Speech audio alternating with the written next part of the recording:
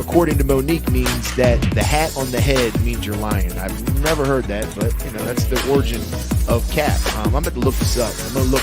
Tendencies to be less open-minded. Which is crazy because that's literally one of the three spiritual principles that we have to follow. Yeah. We have to have Indispensable. we have to be open-minded. It's intense stuff. Don't sound like the president to start inventorying yourselves, but be true to yourself. You don't have. And when I came back, the place was a mess. So I knew I was missed. It's beyond my wildest imagination. It's getting deep in here now. It's incredible. We have the rainbow without going through the rain. And I love it. Me too. Good. Yeah. And applying the recovery, I thought about it for a second.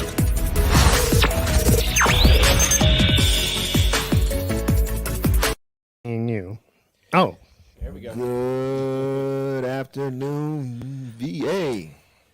What's going on, everybody? Just tuning in real quick. We haven't been able to put any content out here for a little while, so me and Travis wanted to hop on here and just take about 5 minutes to talk about something real quick. So we're going to get into that, but real quick, shout out to our sponsor, the Farley Center. Thank you for sponsoring the podcast. If you have any need for any treatment services, give them a call, 804 Brain freeze. Brain freeze. Work through it. There it is. There it is, Jess. 638-7329. 804-638-7329. Sorry, Farley Center. Give them a call. Ask for Kelly Eason. They take commercial insurances. Come on. Perfect. Come on over here, Walt. Come on in, Walt. So give them a call. The Farley Center. If you have any services, they take insurance as well. Thank you, Farley Center, for sponsoring our podcast. All right, and so upcoming events. We have some upcoming events. I don't have my event list in front of me. Oh, we're gonna skip the upcoming events. It's good stuff, though. We're going to go over that a little later this week. But so we're going to be quick because we're getting ready to take a trip. We're going to go see a good friend of ours, one of the members of the team, Joyce. She suffered a terrible loss, so we're going to go check her out. Love you, Joycey. Love you, Joyce. Yes, Joyce, definitely love you. So we're going to go. We're all three going to go over there and see her. But real quick, and I'm glad Walt came, man, because Walt can offer some insight on this. We went black. Don't worry, fade to black. Back in black. But Walt can offer some insight on what we want to talk about today. So we wanted to talk about just quickly, mishaps in recovery, making mistakes, because everybody makes mistakes, everybody falls down, so we wanted to talk a little bit about that. So Travis, what do you got on that? I don't know. I love what Steve said about this right before we came on air, man. That was really good. It seems like, think about all the mistakes you made and then the accountability that came after it. And like some of these mistakes could have been major. And it could have landed you in jail. Something could have happened to people. Violence could have happened. But like as you grow on in your journey, your spiritual journey, or your journey in recovery, the mistakes are sometimes smaller, but they seem to sting a little more. Mm-hmm. What do you think about that, Walt? Yeah. I think one of the major mistakes that's been made today in the recovery community is, thank you, sir. I think one of the major mistakes that's making today in the recovery community is the misuse of prescribed medication in the recovery community. You have a lot of people going to see their physician and being prescribed psychotropic medication or either a narcotic, based on where they're in their recovery. I love you. I'm smiling because I don't know where that came from, but I love it. The only reason why I'm smiling is because we had a conversation and you still going through it about that. Okay. It's on his brain. So that definitely a very very good mistake. What about like individual, like personally? Because I kind of want to dive a little deeper. I don't want to. Yeah. I'm going to attack the pink elephant in the room. Like, what about You're the only one with a pink shirt on. Good point. So recently Travis had a little mishap, right? I just wanted to get your thoughts on that, Travis. What, the mishap?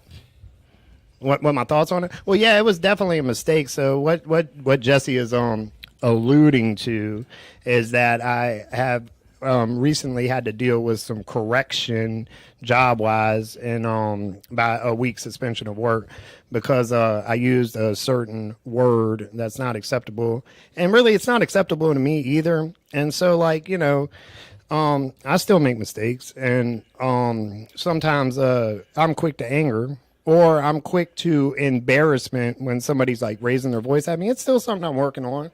I mean, I'm not perfect, and so. Hey, Travis, we all have those defense mechanisms. No, I'm laying out what I. Yeah, I realize. What are you talking about when you say defense mechanism? Yeah. When someone help us or expose our character defects, we want to go in denial. Yeah, this necessarily wasn't an exposure of character defects. I was gonna explain fully what happened. No, you were explaining good. I think what he's talking. I think he's just. He's Oh yeah, I agree. Because when my character defects are exposed, the first thing I feel is embarrassment and anger. So yeah, I do agree with you right there. He's agreeing with what you're saying. Oh, okay. We all have them. Yeah, we've all done what we've done. Yeah, I know. Yeah. But you asked me to explain. But thank you for the encouragement. Saying he wants us to be quiet. Well, It never changes. I see it right now. It never changes. The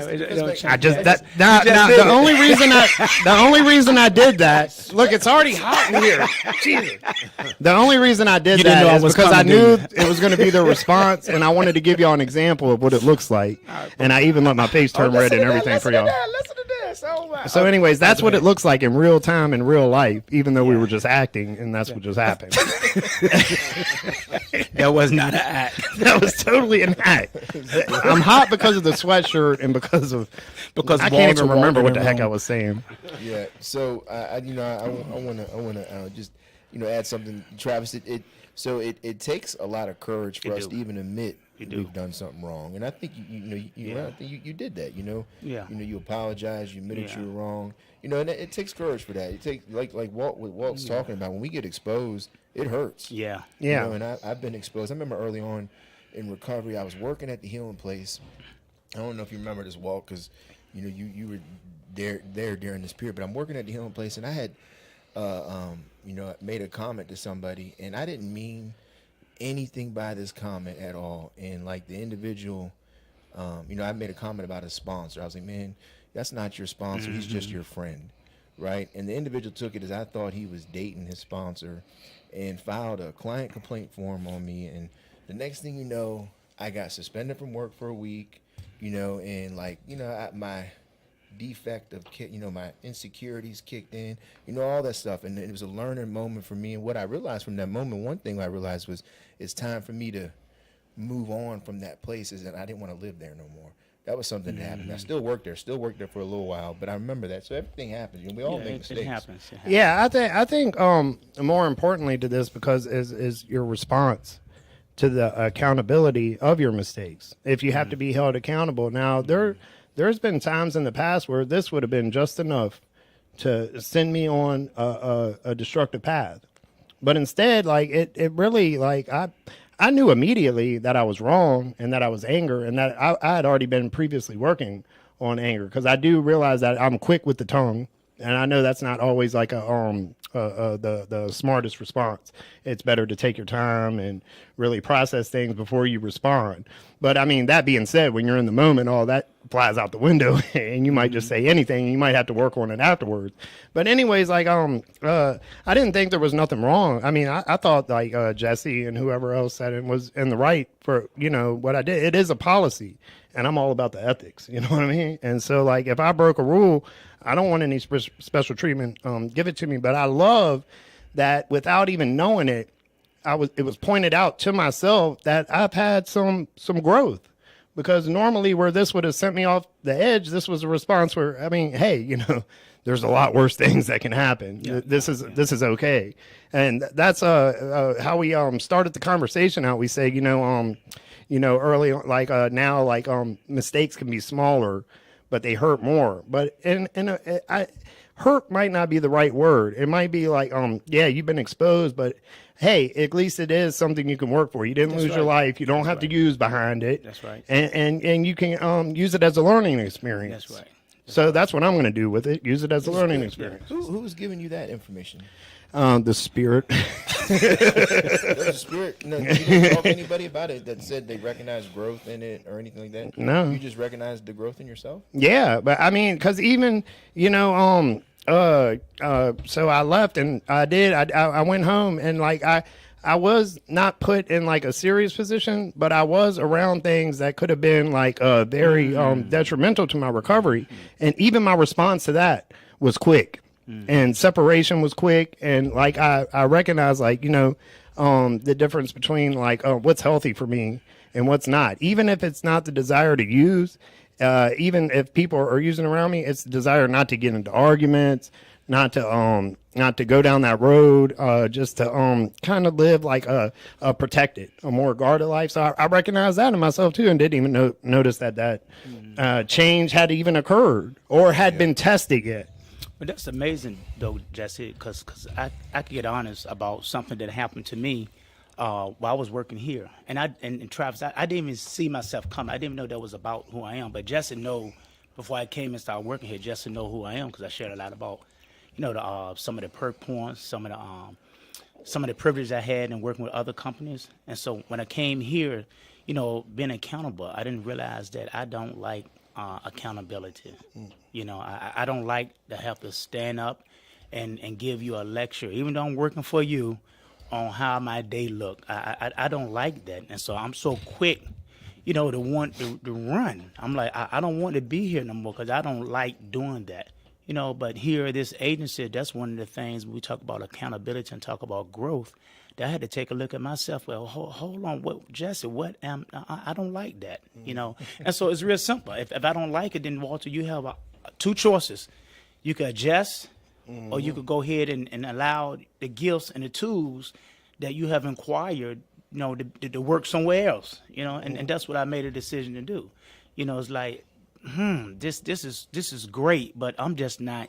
It just felt so uncomfortable, coming from where I came from, working in this field. Even right now, leaving work, making a decision to come here, to go see a coworker, because I'm still connected with the machine, and then go back to work because I have to start a group at 3:00. So it's like I like this flexibility. I like the integrity. I like the trust.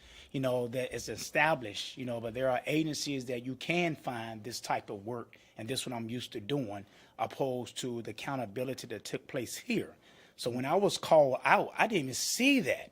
I had to be open, like, wait a minute, Jesse is right.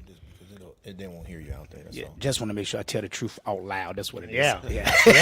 While it's flowing. Well, because I like that because it was one. So Walt, I don't, and maybe I'm wrong, but I don't think you necessarily left here. Oh no, not just because of that. No. I think you left here because you weren't happy with what was down there at piece, the yes. Yeah, let me make sure I correct that. But that's something you helped me to see that I didn't know that was a part of me. Yeah, I remember when we were talking about it, and it was just asking questions about where you at, what are you doing, kind of thing. Walt wasn't used to that because of where he was at before.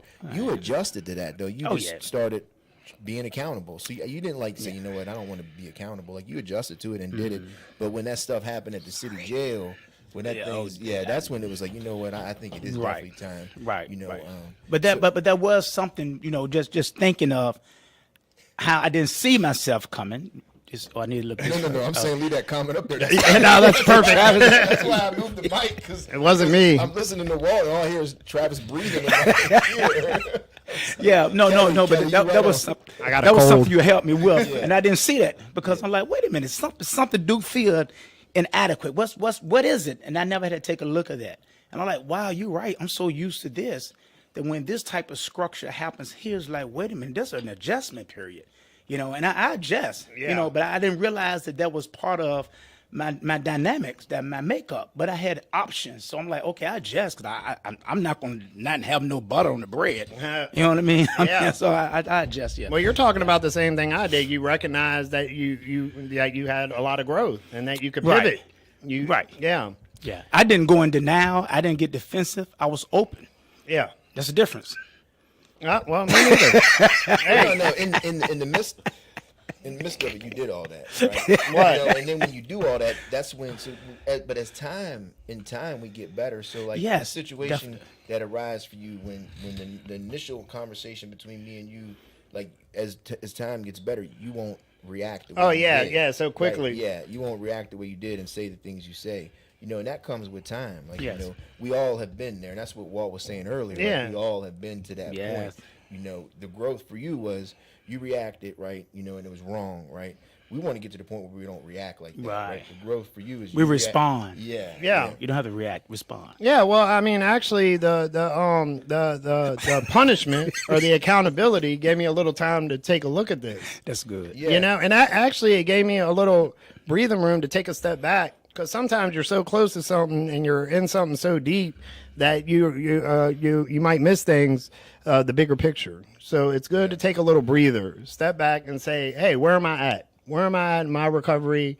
Am I going to be able to pivot like you did? Am I going to be able to stick in there? Can I even work here?" All these questions went through my head too. And I mean, you know, I don't see a problem with coming back. Like, I'm all right, because I know I was in the wrong. So I'll take the accountability. It really didn't sting as bad as I thought it would. Right. You know, and everybody here has been really supportive. You know what's You can't ask for more than that. You know, it probably, and this is my stuff, right? Probably hurt me more than it hurt you, right? Yeah. You know, everybody thinks with my position Yeah. that like I enjoy holding people accountable, right? Like I enjoy like saying you shouldn't do this or you shouldn't do that, like, or Walt, where you at? Like that's hard stuff, you know, and that's and like when all this happened, like my thought goes through my mind, like, am I gonna lose somebody I care? Like, man, if I'm holding Walt accountable, is he me and Walt are close, right? Am I gonna lose my friendship, my sponsor, all that stuff with Walt by holding him accountable? You know, but Walt taught me early on that's something that I got to do. So that's what I did. And the same thing with you, like, damn, you know, I'm in my head, like, dang, I'm gonna hold, but like I learned that's what I want around me. Right? Me too. So can I say this, Justin? Because now check this. You ready, Travis? Yeah, you took the position, so yes, I'm right. no, I'll tell you, man, because this You're is excited. a danger zone. I'm gonna tell you why it's a danger zone, right? And we talked a little bit about this last night.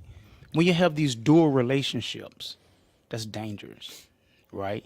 When you have a sponsor, sponsee, and supervisor, coworker, friend, supervisor, coworker, you know, do have those dual relationships. Oh yeah, it could create situations. It's Definitely. dangerous. Respect have to play a major part. I have to respect his role as my supervisor. I may be a sponsor. I may see some character defects, but he's my supervisor. And this ain't a time for me to say, that's one of your character defects called control.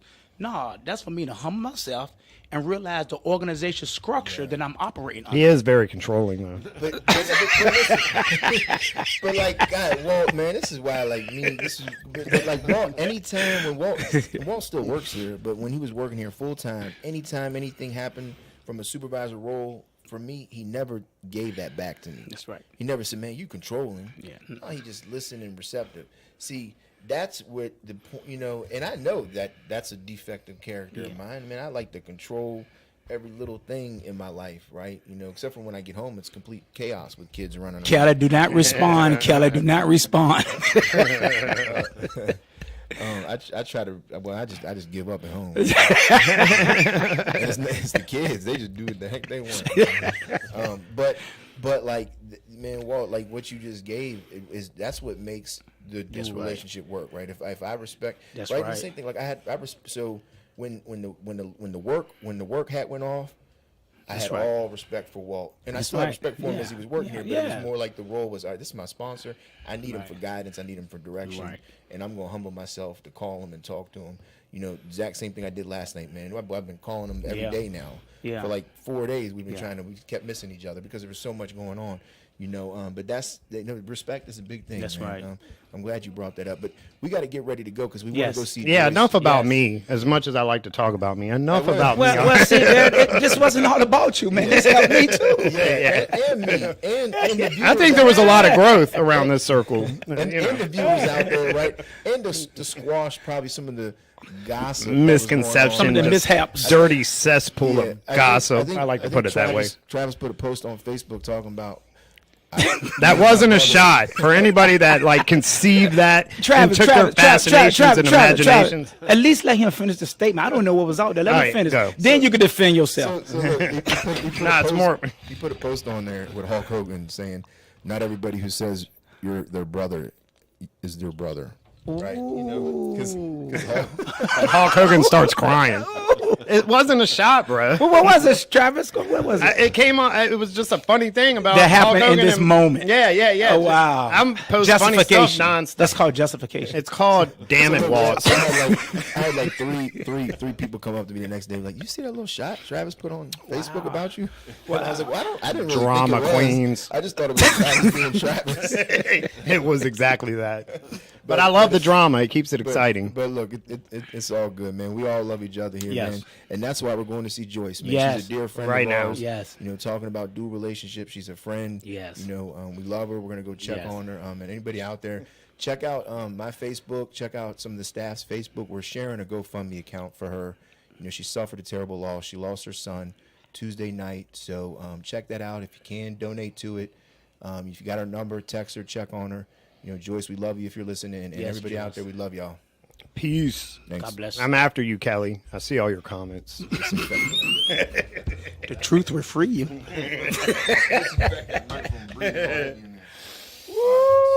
I'm sick. What's the young lady at the desk name downstairs? Yeah. That's the one who's at the thing. She just asked me about the T-shirt. She said, "I just saw Bob with a T-shirt. Can I get one?" I think I might need